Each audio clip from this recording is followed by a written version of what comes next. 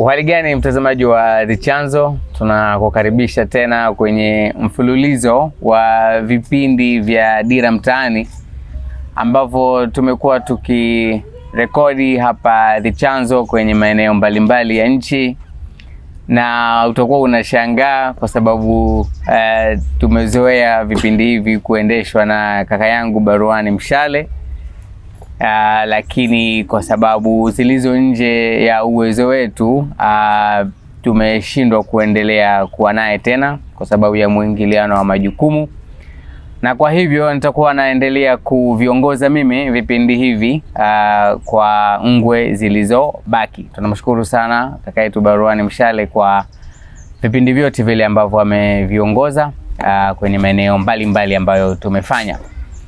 Na kwa hiyo katika muendelezo wa vipindi hivi, leo tupo mkoani Mara na tutaenda kusikia tupo wapi, hususan kutoka kwa wenyeji wetu waliotupokea hapa Mara, na ambaye nitakuwa na kuendeshea mazungumzo haya ni mimi Khalifa, lakini kama kawaida niko na wenzangu walioko nyuma ya kamera, ikiwemo Joseph Kirati, Ambrose Dawai, Frank Mtoro, na mazungumzo haya kama ambavyo utakuwa unafahamu yanafanywa kwa ushirikiano na shirika lisilo la kiserikali la Twaweza Afrika Mashariki, ambalo linajikita kwenye kuchochea ushiriki wa wananchi kwenye uongozi, uwazi na uwajibikaji serikalini. Na kwa muktadha huo tunaungana pia na dada yetu Jen Shusha kwenye vipindi hivi tunavyovirekodi. Kwa hiyo tunakukaribisheni sana na tutaenda kusikia hapa kutoka kwa wenyeji wetu Mara tuko wapi haswa, alafu tutaenda kuzungumza mambo yanayohusiana na dira ya maendeleo ya taifa ya 2050 pamoja na ndoto, fursa, changamoto ambazo vijana wa mkoa wa Mara wanakabiliana nazo. Kwa hiyo nani angependa kutuambia hapa tupo wapi haswa? Majina naitwa Abubakari Zairi. Hapa tupo mkoani Mara, Msoma mjini, kata Kamnyonge, mtaa Machita Road. Nilikuwa nataka niulize ni kitu gani kimoja kinaitambulisha Musoma? Naitwa Jackson Emmanuel Eric. Msoma tuko na vitu vingi. Kitu kikubwa ambacho unaweza kufikiri cha kwanza kabisa, tuko na hospitali kubwa, tuko na maeneo ya Kwangwa. Kati ya mtu anifahamu, hata wewe pia unifahamu. Moja hapo ya hiyo tuko nayo hospitali hiyo tuko nayo. Nje tupo na ziwa. Kuna ziwa tuko na bara kubwa sana. Maiki. Ndio karibia Msoma nzima tumezunguka na ziwa. Tulikuwa na timu ya biashara ambayo ipo Msoma nzima. Sema ilikuwa na tawi kubwa ngitoa hadi Msoma nzima. Ndio tawi kubwa la biashara ya timu ya mpira, kama sasa unaifahamu. Timu ya mpira? Ndio ilikuwa ya biashara yote Imara. Sasa hizi ipo daraja ya chini. Yeye ilikuwepo. Pia cha pili, watu wenye upendo. Tupo watu wenye upendo na amani na furaha pia. Mmoja mtu kutambulisha Msoma na mtawadi pia. Kwa majina naitwa Perezia Robert. Kitu cha kwanza ni cha muhimu kabisa, rais wa kwanza ametokea huko, Mwalimu Julius Kambarage Nyerere. Cha pili maziwa, samaki, dagaa, hivyo. Ni kweli bwana, hicho ni kitu lazima muwe na fahari nacho, si ni sawa? So tuzungumze kuhusiana na sisi pia tunafurahia kuwepo hapa na tunawashukuru sana kwa kutupokea na kutukaribisha na kukubali kuzungumza na sisi. Kuna mtu alishawahi kusikia dira ya maendeleo ya taifa ya mwaka 2050? Mimi nimewahi kusikia hicho kitu. Na ndikielewa nilielewa kidogo sana. Mimi ndivyoelewa kuwa ni ramani ya nchi na kuelekea kwa miaka 50 na ijayo, si ndio? Ndio elewa hivyo, lakini tofauti na hapo ama tuelewa kuhusiana na dira ya maendeleo ya miaka 50. Sawa sawa. Mwingine? Kuna mwingine ambaye amesikia? mimi nimewahi kusikia dira ni mpango wa muda mrefu unaowekwa na nchi ili kuelekeza maendeleo na teknolojia ili kufikia miaka 50 ijayo. Sawa sawa. Tanzania imepitisha dira yake ambayo inaitwa Dira ya Maendeleo ya Taifa ya mwaka 2050. Na kama alivyozungumza kaka hapa ni kwamba huu ni mpango, umeelewa? Ni kama ni dira, yani ni mwelekeo ambao nchi inataka kwenda kwenye miaka 25 inayokuja. Na hii dira utekelezaji wake rasmi unaanza mwaka 2027. Lakini kwa mujibu wa maoni ya hapa inaonekana ni kwamba kati ya watu tuliopo hapa ni wawili tu ndio ambao tumeisikia hii dira. Wewe uliisikia wapi? Mimi nimesikia katika vitu vingi. Kwanza katika masuala ya mitandao ya kijamii nimesikia wakizungumza hivyo, pia katika redio nimesikia wakizungumza, ndio taarifa za habari yani kumaanisha. Na wewe bwana uliisikia wapi? ITV. Dira. Sawa sawa. Okay. So serikali imepitisha dira ya taifa ambayo ni dira yetu sisi kama nchi, lakini sisi wenyewe kama wananchi, sisi tuna dira zetu kwa sababu nchi inaweza ikawa ina dira yake, ina mwelekeo wake, ina lengo lake la kule inakotaka kufika. Vipi kuhusu sisi wananchi? Na sisi wananchi tuna dira zetu, tuna malengo yetu, tuna ndoto zetu za kule ambako tunataka kufikia. Tunazo? Mpe dada Mike. Kwa majina naitwa Teresia Mohamed. Dira yangu ya maisha ni kufanya kazi ili nifikie malengo kadhaa katika jamii na mimi nionekane.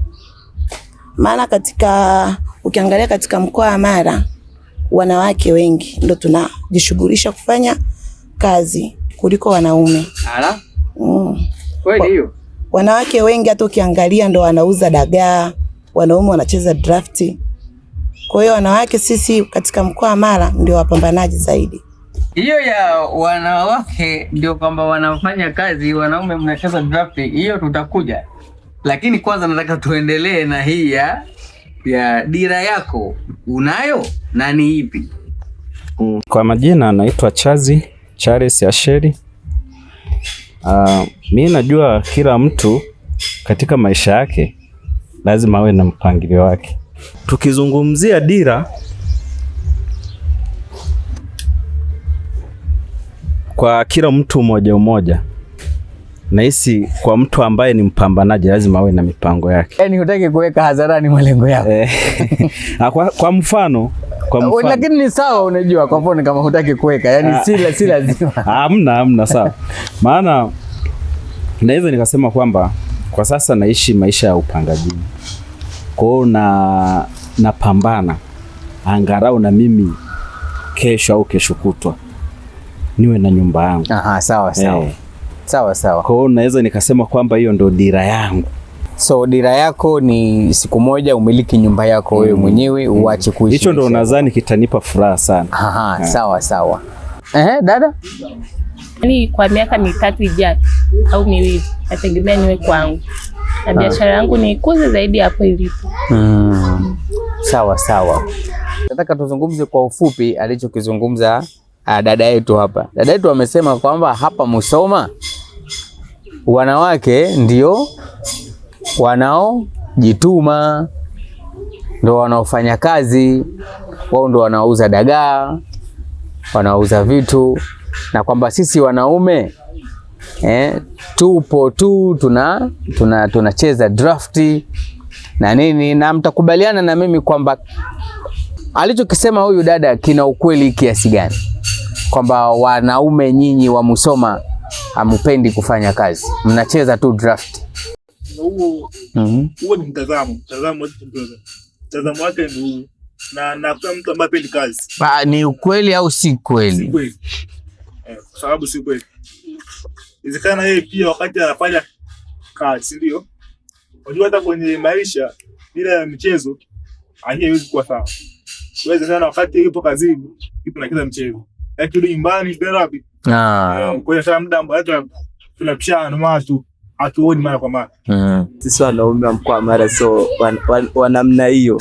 Sisi tu watu wa pwani, dasbi wapi sasa kuchezea draft. Kwa sisi kwetu sisi huko watu wa mkoa wa Mara na watu wa kuchapa kazi. Bado tujafikia level za kukaa vibarazani kucheza draft, kucheza solo, sijui kucheza michezo gani. Ukiona mtu ameshika draft ujue kwamba ameshatoka kufanya majukumu yake ya kila siku. Hapa ana fresh au yuko likizo au ana muda wa mapumziko katenga, au kwamba saa 4 anacheza draft, saa 10 naingia kazini. Yeye kwa mtazamo wake ndo anavyoona, labda watu waliomzunguka katika nyumba zake hizo 2, 3, 4 labda ndo anatazama hivyo kwamba wanaume wa mtaa huu wanapenda sio wote. Yeye kwa mtazamo wake anabidi atazame vingine, lakini sisi huku ni watu wa kazi. Hebu mpe dada hapa mic. Dada wanakukataa hawa, wanasema mtazamo wako si sahihi. Hapana, wanajitetea lakini ndio ukweli uliopo. Ukiangalia hata katika huu mtaa wa Majita Road ni asilimia chache sana vijana ambao wanajishughulisha. Ni asilimia chache sana. Vijana wengi wa huu mtaa wa Majita Road wanapenda tu yani kukaa vijiweni, kupiga story. Ndio maana baada ya hapo mtu akitoka anaanza kuiba. Maana kwa sababu ana ajira na afanyi kazi na lazima awe na tamaa. Kwa hiyo anasubiri mida ikifika watu wametoka wanakaba watu. Kwa hiyo kuna mambo ya wizi, mambo ya ukabaji, na unadhani kwamba hayo yanatokana na vijana kutokujishughulisha na kazi? Ukosefu wa wa ajira na kutokujishughulisha kufanya kazi. Kwa hiyo ni ukosefu wa ajira na au kutokuchangamkia hizo ajira. Kuna vijana wa huku, kuna wengine hapa ni mabisho. Ukimwambia piga boda, wataniona. Kwa ni zile kwamba ukipita sister vipi? Saidie buku hapo. Wengine ndo maisha waliofanya nini? Waliozoea.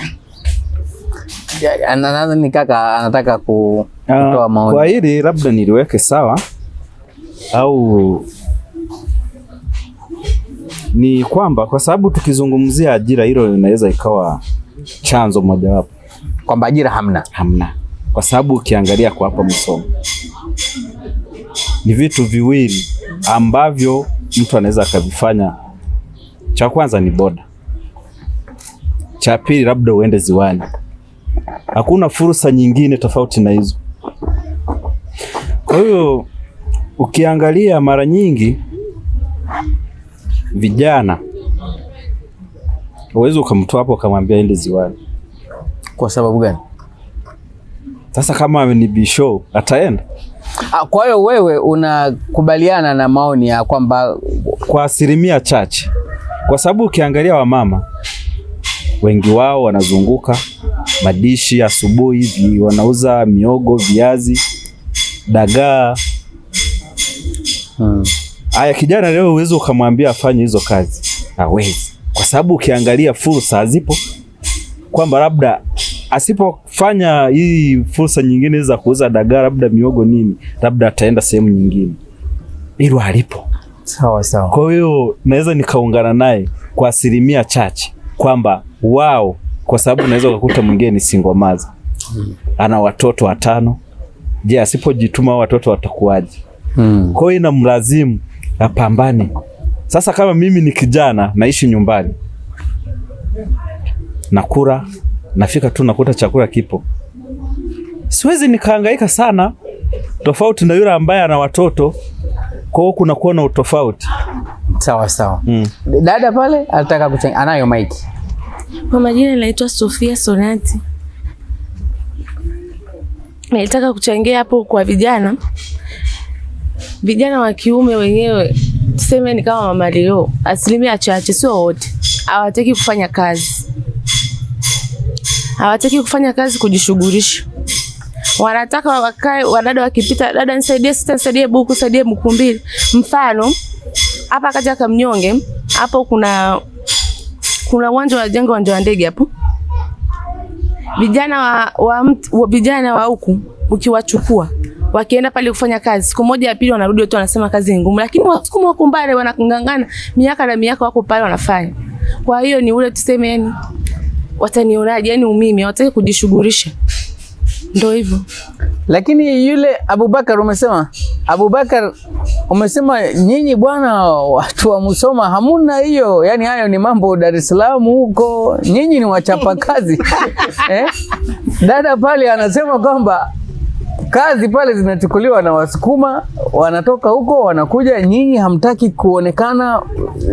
Labda hilo niliweke sawa. Unajua kila mtu ana mtazamo wake, na kwenye swala kutafuta maisha au kutafuta kazi, kila mtu anaangalia ugumu wake na mazingira yake anambana vipi. Na mwingine hawezi kwenda uwanja wa ndege anajiona kwamba mimi pale nitatengeneza fedha kwa upande wangu. Ni vile anavyoishi, mazingira yake na alivyokuwa. Lakini asilimia kubwa sisi watu wa huku tunafanya kazi. Ila hapo nakataa. Ukiangalia huku hata kuna sekta ya uvuvi, asilimia kubwa Wasukuma ndo wapo, wengi ni wavuvi. Lakini vijana wa mkoa Mara wapo. Hawawezi kufanya kazi. Yani mtu anaona, mtu akiniona ninavua dagaa, atanichukuliaje yani? Fursa ziko hapo uwanja wa ndege kama huyu dada alivyotoka kusema hapa, nyingi. Na uwanja wenyewe kuisha wanakuambia kuna miaka kama 3 mbele. Lakini asilimia kubwa naona saizi ni Wachaga, Wasukuma, na asilimia kidogo na Wakuria kidogo. Maana huku hapa Musoma mjini tuko makabila mengi. Kuna Wakwaya, kuna Wajita, kuna Waruri. Sasa kuna hizi kabila mbili hizi, Wajita, Wakwaya. Utasikia wana zile dharau. Kazi gani? Unakuta mtu ana kitu lakini mtu hawezi kufanya kazi. Bora hata na Wakuria kidogo. Dada, unataka kuchangia? Wanaume hapa inabidi mujitetee kweli, kwa sababu unaona mnatandikwa kweli kweli. Na wamekuwa na uswahili sana siku hizi. Yaani wamebadilika kama wanawake vijue. Utapita wamseme huyu, aseme huyu, mwanaume yule hivi hivi. Na hiyo tabia ni za kike, lakini siku hizi ndo wanazo. I say. Bwana, jamaa mpe mic hapa. Inabidi muokoe jahazi hii kitu. Labda mimi niweke sawa hapo. Kwa nini watu wanatoka nje kuja kufanya kazi kwa wingi kwa hata si wa huko ndani? Kwa sababu sisi asilimia kubwa hapa hatuna elimu ya kuhusu vitu. Wala hatuna vifaa vya kama ziwani. Tuna elimu ya kuhusu uvuvi, hatuna elimu hiyo. Pia hatuna vifaa vya kutosheleza ili kuvua. Sawa? Ndio maana kwa changamoto kwetu. Mfano kama swala uwanja wa ndege. Ama shule yote inafundisha masuala ya kujenga uwanja. Ama shule yote Musoma. Yaani Musoma kilichopo ni kazi mbili tu. Kuna boda na ziwani. Sasa hivi boda wamekuwa kupata abiria. Boda sasa hivi ni wengi. Boda wanazidi mpaka abiria. Maana hamna kazi nyingine.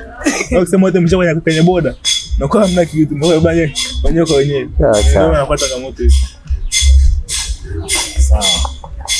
Kwangu mimi, kwa mtazamo wangu, kwa hawa dada wanapoongea kwamba wanaume hawataki kufanya kazi, hilo lipo ila sio kwa wote, ni baadhi. Kuna wengine sawa wanaojiona wenyewe ni mabisho, wasafi nini, kwa hiyo hata kazi ngumu iko hapo hawezi kufanya. Unaona, hilo lipo kwa kweli. Hawa sister zangu wanayosema ni ya kweli, ila ni baadhi. Tumalizie kwenye hapo aliposema kaka mkubwa hapo kwamba ziwani vitu tumekuwa sisi, tumezaliwa, tumelelewa, familia zetu, baba zetu wengine wanafanya kazi za ziwani. Hawakufundishwa na mtu. Hivi kuchimba mtaro na utaenda ufundishwe jamani? au kuchukua ndoano kutupa kwenye ziwani utaenda ufundishwe? Hakuna mtu anafundishwa kuchimba mtaro. Kazi zipo uwanja wa ndege, hawataki. Vijana huku asilimia wengi wanapenda kuolewa. Kuolewa? Yeah. Ameenda kwa mdada, ana geto lake, anajishughulisha, anajikabidhi. Sangapi atafikiria maisha? Mshangazi. Au sangapi atakuwa na dira ya maisha? Si hata mshangazi, lika lake tu yani. Hata dira ya maisha atakuwa nayo. Ndo baadaye wakizeeka wanakuja kutupa shida kwenye familia zetu. Halo, vipi hiyo? Kwa nini mnafanya hivyo? Abubakar, subiri, mpe huyo jamaa hapa. Vipi, kwa nini mnapenda kuolewa? Kwa hapo kuolewa muonekano wa labda kuna kijana hivyo vitu labda anavipenda, umeona, anataka labda aolewe, lakini ipo hiyo sikatai, ipo ila sio wote, ni baadhi. Umeona, labda kazi hawezi, ndo kama brother hapa alivyosema, umeona, kazi ndio hivyo hawezi, anataka ubisho, kwa hiyo ndo anatafuta labda wa kumlea, umeona. Sawa. Sawa, naomba tuende mbele. Sasa tutatoboa kweli? Tutatoboa kweli kama hali ndio iko hivi? Tunatoboa. Kivipi? Hapo mimi napinga hoja zao. Pinga. Wanavyodai wanaume tunaolewa ni uongo. Kuna baadhi ya vitu ndio vinatubana, tunashindwa kufanya kazi kwa uhuru. Kama serikali tunaiogopa. Mfano, nawaza nikiingia kwenye kazi ya bodaboda, sina leseni. Na leseni inahitajika uwe labda na 200,000 kuipata, na mimi kipato changu akiruhusu naingiza buku kwa siku au buku 2. Nawaza nikiingia barabarani polisi watanikamata. Hauna leseni. Kwa hiyo hivyo navyo vinatunyima sisi uhuru ule wa kujiajiri. Sawa. Nilikuwa nataka niulize pia tujadili. Kwenye mazungumzo yetu hapa tumeorodhesha baadhi ya fursa ambazo zinapatikana kwenye mkoa wetu wa Mara na wilaya yetu ya Musoma. Tumetaja bodaboda, ziwa. Kuna fursa nyingine tunaweza kuzifikiria? Kwanza serikali ikiamua, serikali kwanza ilitoa mikopo kwa vijana, si ndio? Toa mikopo kwa vijana ili tuweze kufikia malengo yetu. Hii mikopo sasa mpaka sasa hatuioni. Yaani ukiifuatia mikopo hiyo unaambiwa baba igatoka. Mikopo ipi unazungumzia? Ile 10% halmashauri? Ndio. Lakini mikopo hiyo ukifuatilia sana inavyosemekana huwa nakupeshana viongozi wao kwa wao. Sasa tuipate mara kwa changamoto. Nani amewahi kuomba hapa? Mimi nimewahi kuomba. Ikawaje? Niliambiwa baba haijafika. Bado haijafika. Na ila viongozi wakubwa wasema kwa vitu wakati tayari ipo ndani ya manispaa. Lakini ukifuatilia bila kabla haijafika. Na kama serikali ingeweza kutuwezeshea vifaa vya kilimo cha umwagiliaji. Okay, so fursa mikopo lakini ndo bado haipo. Nini kilimo cha umwagiliaji? Kilimo cha umwagiliaji ni fursa ambayo unadhani ipo? Ndio, ipo. Wewe umesema uliomba mkopo. Hebu eleza uzoefu wako. Kwenye swala la mkopo hapo, sawa, tuliomba. Hapa katani kwetu kuna baadhi watu wajitokeza wakaenda vikundi wakaenda wakaomba. Ile hiyo mikopo haikutolewa, ikaanza kutolewa kwa makundi. Sasa katika kutolewa kwa makundi, baadhi yetu tukianza kufuatilia kuuliza vipi masuala ya mkopo yanaendaje, wakawa wanaanza kusema, baadhi ya viongozi wanasema subirieni swala la kampeni liishe, subirieni swala la uwanja wa ndege liishe. Hasa masuala ya mkopo na uwanja wa ndege na kampeni wapi na wapi. Na baadhi kitu kingine wanaposema fursa kwenye mkoa wetu, na fursa kwenye mkoa wetu kiukweli ni chache, na ndio maana asilimia nyingi za vijana wanakuwa sio wapambanaji kwa sababu fursa za kufanya kazi ni chache. Kwa mfano tulikuwa na kiwanda hicho cha hapo Mtexi, hicho cha nani hapo cha Pamba kimefungwa. tulikuwa na kile nani ya kukaushia kiwanda cha samaki kile, na sasa hivi na chenye akifanyi kazi kimefungwa. Kwa asilimia kubwa watu wengi tunategemea kwenye uvuvi na boda. Sasa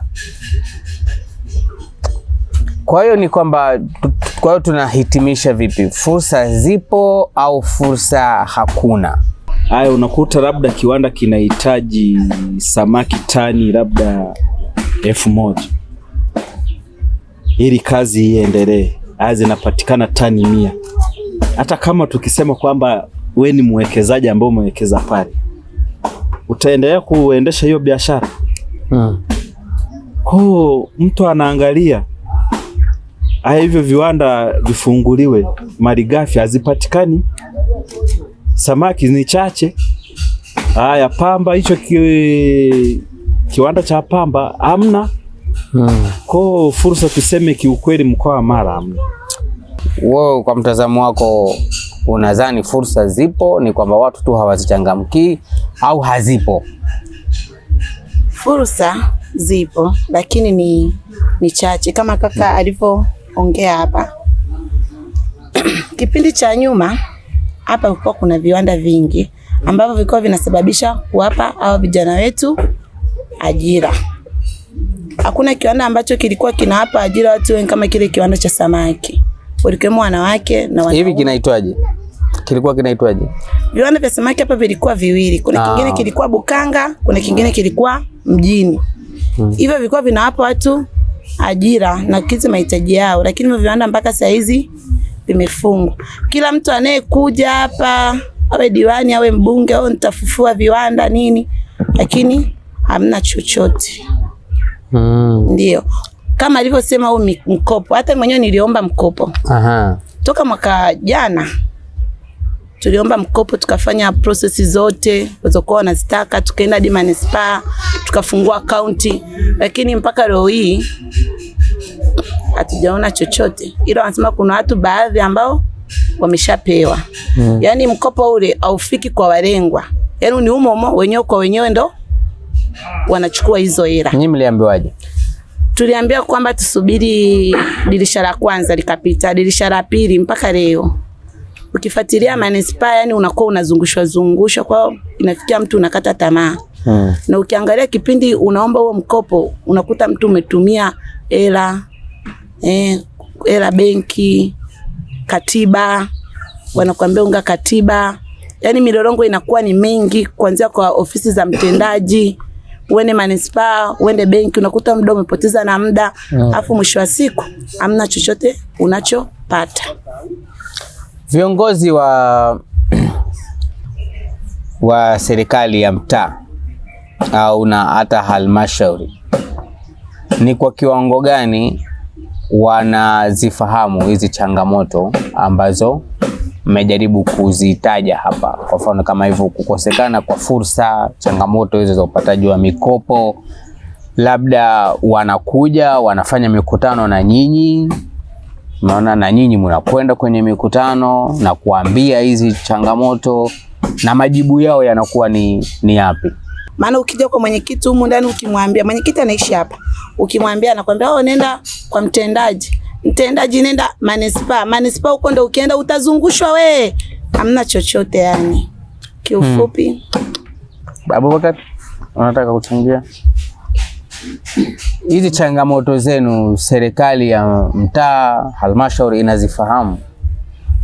Hizi changamoto hawazifahamu, labda mwenyekiti wa mtaa. Na kama mwenyekiti wa mtaa hizi changamoto nendo anatakiwa azifahamu, aziwasilishe kwa viongozi wenzake. Kwanza nisema wanazifahamu. Sema ni kutokuwajibika tu viongozi. Sababu gani? Hata madiwani hao wanaishi huko mtaani. Wana barabara ni mbovu, viwanda hamna, wabunge wanataka viwanda hamna, lakini kama tu uzembe wao, yani hapo kimasira yao kama kwa sababu zima na simiti hajui ni uongo, anajua 99.0 wanajua. Maana unaweza kwamba kule milioni 5, kwenye milioni 5 kuja kupewa ushatumia zaidi ya milioni 2. Yaani mpaka utoe hela ili upewe hela. Na kwenye hizo ambazo unakuta umeshapewa, umeshatumia hata robo 3 au nusu nzima ushatumia ili upate. Mkutano wa mwisho kufanyika katika ngazi ya mtaa wenu kwa ajili ya kuzungumza changamoto zinazowakabili nyinyi kama wananchi ilikuwa lini? Kama si hapa mtaa wa Majita Road. Labda kipindi hajapata umri huu wa pili wenye kiti. Ni kama mwaka gani? Kama miaka 3. Maana hata tukifanya mkutano wa hadhara hawazungumzii haya. Yaani ni kiongozi amekuja yani kujinadi, kujisifia na kumsifia. Lakini ti mambo ya mtaa na changamoto ya vijana au changamoto ya mkopo. Yaani kama mimi inaniuma sana. Maana hela ambazo tumetumia yani ni nyingi sana. Na hata hela ambazo tuwalisema tufungue account tuweke benki. Ni nyingi na imefiamo. Labda mimi ningeomba niweke sawa. Kwenye swala la mikutano. Mikutano ile kuwepo ni mikutano ya kampeni tu. Ila mikutano mingine ya kuhusu maendeleo ya mtaa au kata au ndio ifanyika. Labda kampeni tu basi. Yaani kabla ya uchaguzi ndio mikutano tu basi. Yaani haijalishi hali ni mbaya kiasi gani, haijalishi hiyo mikutano haifanyiki, haijalishi viongozi hawaji kutusikiliza. Lakini nini kinakupa imani kwamba mimi nina malengo yangu, kuna sehemu nataka kufika na lazima nifike? Yaani nini kinakupa imani kwamba utaweza kufanikisha malengo yako? Mimi sina imani, sema kikubwa mimi ni kuishi tu. Siwezi kuwa na imani kwa sababu kama sioni mchakato wote wa kusaidia na kuacha na imani. Mimi kubwa tu ni kuishi, yani nipate nile hivyo tu basi. Mimi sina nalo imani hata mimi. Ila ni vile tu tunaishi, mradi kikubwa kila mtu ana malengo yake. Na ajue kwamba kuna baadhi ya watu wako nyuma yako wanakutegemea. Wewe inakulazimu kutoka nje ya mkoa au nje ya mkoa uende wilayani au uende mkoani ukatafute ili uendelee kuishi. Ila kwenye huu mkoa inabidi tu tuishi kutokana, hata kama kazi zenyewe ndio hizo mbili, unakuwaje na imani? Boda anazidi abiria, ngapi wewe na imani na mkoa? Mimi navyoona vijana tupambane tu hivyo hivyo, hata kama hamna ajira tujitafute tu hivyo hivyo, chochote ambacho tutapata basi maisha yatasonga. Hamdhani kwamba pengine kutokana na hizo jitihada ambazo viongozi wetu tuliowachagua wanazifanya, pengine mambo yatakaa sawa? Asilimia kubwa ya viongozi wanafanya hivyo vitu wakati wa kampeni au mwenge umekuja, ndio tunaona hata mabarabara yanalimwa, yanamwagiliziwa maji, lakini hamna chochote wanachokifanya viongozi. Kuna mtu yoyote hapa ana matumaini kwamba viongozi wetu, kwa sababu tumewachagua bwana, yani wanatunga hizo sera, wanafanya kile wanachokifanya, na kwamba tunaamini kwamba kutokana na wanavyofanya mambo yetu yanaweza yakakaa sawa, maybe kama sio kesho hata kesho kutwa. Labda kwa sasa hivi huyu nani ni dada Mgore alivyoingia, tuseme inshallah, maana kidogo vinaanza kueleweka kwa mbali. Lakini yeye ni nani? Mbunge. Kwanza uongozi au ganza leo. Uongozi nitoka miaka mingi sana. Viongozi walikuwepo. Kama ni kweli kama jitihada nilikuwa nishaonekana tayari, sababu sio kwamba rais kaanza labda Samia ndo wa kwanza au Magufuli ndo wa kwanza ama katoka muda sana. Kama nilikuwa na jitihada hizo kwa tushaona vitu vinafanyika au tunapata kazi, tunaishi hivyo. Hii hali tunaibadilisha vipi? Kwa sababu hatuwezi kuruhusu hali iendelee kubaki hivi ilivyo, si ndio? Nilichokuwa nakiomba cha kufanya ili tubadili hali, sababu kodi tunalipa, si ndio? Ili maendeleo yafanyike inabidi tulipe kodi, ili maendeleo yafanyike, si ndio? Kama kodi tunalipa na maendeleo yaonekane, maana yake hela zinapigwa. Ili kupata haki yetu, tuandamane tu, tutafuta haki yetu, ili tuweze maendeleo. Tuandamane. Maandamano ya amani. Tufanye maandamano ya amani. Maandamano ya amani ndio. Kutoka wapi mpaka wapi? Tuende katika ofisi ya serikali. Na tukifika pale tunasemaje? Tutaojiwa tukipeleka pale. Tutawajibu pia. Ya tutawajibu nini? Yaani wakitukamata au tukifika pale tukaambiwa haya njoni, nyinyi mna hoja gani? Wewe utatoa hoja gani? Yaani tunabidi tuwasilishe hoja gani? Cha hoja fani changamoto tunatukabili katika wilaya yetu na mkoa mzima. Kwa changamoto zetu pia na kuwaomba tutekeleze vitu hivyo kwa wakati. kuhusu swala la kusema tuandamane. Inabidi tuliangalie mara mbili yake. Inabidi tuliangalie mara mbili yake. Na kitu kingine. Kwa sababu gani kwanza? Kwa sababu gani? Ni janga la taifa. Ni janga la taifa. Janga kwanza la mkoa. Ile masuala kusema eti tuandamane, mkoa wetu utapata shida cha kwanza. Utapata shida. Ili mtaa kata yetu nzima. Waki kusema tuandamane sema Manchester Road kuna shida pale. Inabidi tafuta na namna ipatikane pale. Hapo kwa hiyo ngoja samahani Abubakar. Wewe hudhani kwamba maandamano ni njia sahihi ya kubadilisha? Sidhani kama ni njia sahihi. Ila kikubwa ni kukaa na viongozi wetu chini, kuongea nao ili kujua namna gani ya kutusaidia sisi kama vijana na mkoa wetu. Mimi naona kama mkoa wetu umetengwa. So kama mikoa mingine. Yaani mkoa upo tuseme sijui kwa tupo ndo mwanzo wa ramani, sijui ndo mwisho wa ramani. Yaani naona kama umetengwa.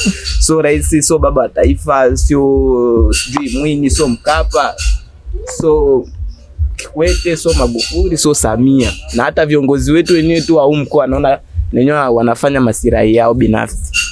Kila mbunge anayeingia anatafuta masirai yake binafsi, madiwani wenyewe ndio hivyo. Yaani kila mtu anajali mfuko wake, ninachomaanisha mimi. Yaani kuanzia juu mpaka chini huko kwa mkoa wetu kila mtu anajali mfuko wake.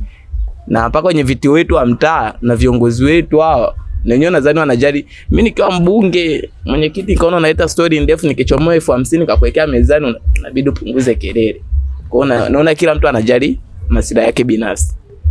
Yaani mkoa umetengwa, labda tuongee na viongozi wetu kuanzia katani mpaka juu kama mpaka mbunge ili waone namna gani kusaidia mkoa wetu kama walivyosema na mbunge wetu yule aliyokuja huyu mpya. Kidogo labda ana kitu yani. Ngoja tuendelee kumsubiria miaka 2 mbele. Lakini sasa Abubakar, nataka nikuulize kwa sababu wewe umesema kwamba hao viongozi wanajali maslahi yao tu. Sasa hata kwa mfano ukienda ukikaa nao chini ukawapa hizo changamoto zenu, nini kinakupa imani kwamba watawasikiliza na kuzifanyia kazi? Cha kwanza kinachonipa imani, mimi naamini tu yani kama kwa kuwa mbunge amebadilishwa, mbunge ni mwingine, sio kama yule aliyokuwepo awali. Na vile alivyotoa ahadi zake kidogo zimeanza kufanyaje? Ameanza kuzitendea kazi kwenye ahadi zake alizotoa, sio zote yani. Alizoanza kuzisemea. Naona baadhi yake kidogo ameanza kufanya utekelezaji. Sasa kwenye utekelezaji hapo ndio unatupatia sisi kidogo 2 watatu mwangaza kwamba huyu ana kitu atafika mbali. Lakini so kama warotoka maneno mengi afu hakuna kitu. Sawa. Na tunatokaje yani hapa? Yani kwa sababu kama nilivyosema lazima hii hali tuibadilishe sisi wananchi. Wanasema kwamba mamlaka yote ya dola yanatoka kwetu sisi wananchi. Kwa nini tunafanya kubadilisha hii hali? Kama alivyosema dada yangu hapa, hakunaga mtu anayefundisha mtu kuchimba mtani. Na kule sio wote wanaendesha magari uwanja ndege. Unaenda hivyo hivyo. Haya kuna kupika. Kaka zetu hapa kwa mfano Msoma, mtu wa kiume labda atafagia uwanja, amke atope maji, kazi nyingi za kike. Hata kupika na hisi ni mtihani. Kuna mtu anajua pika hata chapati? Nyewe kaka. Nani? Hivyo. Nani anaweza kupika chapati hapa? Unaweza? Haya, anaweza kupika chapati lakini ukimwambia basi ufungue hapo kamgawa atafungua. Hivyo tunajishughulisha, unatafuta hela chochote kile kitu unafungua chochote unachoweza kufanya. Kama ni uwanja ndege jichanganye. Kama ni boda jichanganye. Sio wote wanaoendesha bodaboda wana leseni. Hakuna. Na sio kwamba kila siku mtashikwa na maaskari. Na wenyewe wana kazi zao. Brother hapa alisema tuandamane. Abubakar kuandamana hilo. Maana unaweza kuandamana na usipate haki yako. Kuandamana sio solution jamani, mmeona tu siku 2-3 hizi. Tika hizi, Kuandamana sio solution. Kikubwa afu kingine, mheshimiwa mbunge alisema kwamba ataleta mashina kaushia nini? dagaa. Hata wakati wa mvua mama zetu wasipate shida, wao wanakaushia. Na ukienda Makoko hapa wameshaanza kutengeneza, hadi wameshaanza kuweka vioo. Jamani, wanawake tunaweza, na mbunge ni mwanamke na kazi yake mnaiona anaoifanya. Kwa hiyo tukisema tuendelee hivi, nisi mheshimiwa mbunge atatufanyia mengi na mengi zaidi. Sawa jamani, mimi nawashukuru sana. So dada hapa amesema tupambane, tufanye kazi, tuchangamkie fursa, chochote ambacho kile kipo na ambacho tunaweza tukakifanya tukifanye. Hapa ndugu yangu amesema tuandamane, tubebe mabango, twende tukaonana na viongozi pale. Kaka yangu pale akasema tufikirie mara mbili kabla ya kufanya hicho kitu. Tunasema hawa jamaa tuwaweke chini, tuambie changamoto zetu. Lakini dada yetu hapa pia amemalizia kwamba kuna matumaini, na nadhani imejidhihirisha hapa kwa mbunge huyu aliyepo sasa hivi kwamba anaweza kuchangia kwenye kurekebisha hali hii iliyopo. Labda kabla ya kufunga, kuna mtu anataka kutoa neno la mwisho kabisa? Yani usipokisema hicho kitu hutajisikia raha yani. Na hisi hata mheshimiwa mbunge huku ananiona. Kitu ambacho nataka nimwambie ni kwamba vitu vyote alivyotuahidi sisi vijana tunaomba atutekelezee, na pia tunaomba atusimamie katika mikopo ya vijana wajasiriamali wadogo wadogo, maana ni kitu ambacho alituahidi wakati wake wa kampeni. Pia aliahidi kwamba atafungua viwanda vya Pampers ili vijana wa Msoma mjini waweze kupata ajira. Kokote alipo mheshimiwa Mgore Miraji Kigera, tunaomba ututekelezee kile ambacho ulituahidi wana Msoma, na tunakupenda sana. Kwa kweli bwana ni bibi Mgore Miraji Kigera, ni mwanamke mbunge wa kwanza Msoma mjini kuwa mwanamke kuongoza. Wanaongozaga wanaume tu. Huyo lazima tumtafute, tumfikishie hizi salamu. Maana naona mzigo huko mkubwa sana mabegani mwake. Nadhani akishindwa kutekeleza alivyoahidi, mtamfanyia kitu hata sahau. Sawa ndugu zangu, mimi nawashukuru sana. Ilikuwa ni faraja kubwa sana kuzungumza na nyinyi. Kwa kusema hayo, mtazamaji wa The Chanzo, ndo tumefikia tamati ya mazungumzo ambayo tumekuwa tunayafanya hapa na vijana kutoka mtaa wa Majita Road, kata ya Kaminyonge, wilaya ya Musoma, mkoani Mara. Tumezungumza nao mambo mengi kuhusiana na malengo yao walionayo wao kama vijana, ndoto walizonazo, fursa zilizopo maeneo haya, na vitu ambavyo vinawakwamisha wasiweze kufanikisha malengo yao hayo, na maoni yao ya vitu ambavyo vinapaswa vibadilike ili waweze kutimiza malengo hayo. Mimi ambaye nilikuwa nakuendeshea mazungumzo haya ni Khalifa Saidi, na kwa mara nyingine tena kwa niaba ya wenzangu walioko nyuma kamera, Joseph Kirati, Ambrose Dawai, na Frank Mtoro pamoja na Jen Shusa kutoka shirika la Twaweza ambaye tunashirikiana nao kufanya vipindi hivi. Tunawashukuru sana, mpaka muda mwingine. Kwaherini.